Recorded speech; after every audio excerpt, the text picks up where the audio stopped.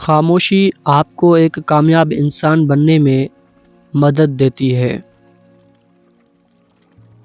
اگر خاموشی کو ہتھیار کے طور پر استعمال کیا جائے تو یہ الفاظ سے بھی زیادہ زخم دے سکتی ہے۔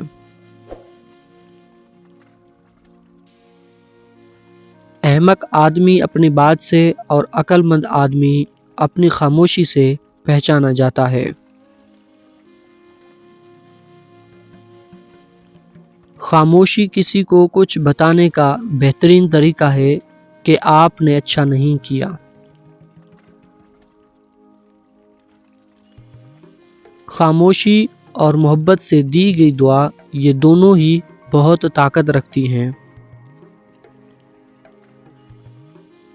خاموش رہنا بہت ہی مشکل ہے، پر خاموشی ایک بہت ہی بہترین انتقام ہے۔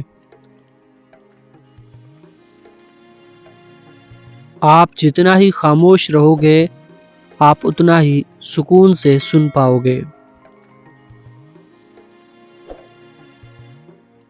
ان کی خاموشی سے ڈرو جن کا آپ نے دل دکھایا ہے، کیونکہ انہوں نے کچھ کہا نہیں یا کچھ کیا نہیں تو بدلے میں اللہ کچھ نہ کچھ ضرور کرے گا۔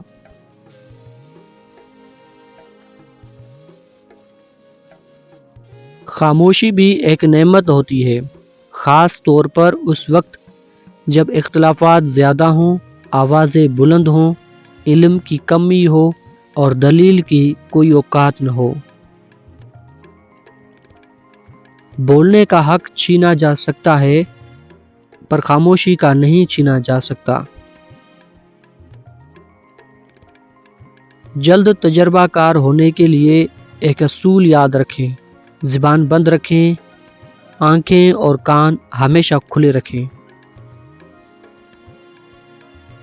خاموشی آپ کے ذہنی تناؤ کو کم کر کے آپ کو ایک باشعور انسان بننے میں مدد دیتی ہے۔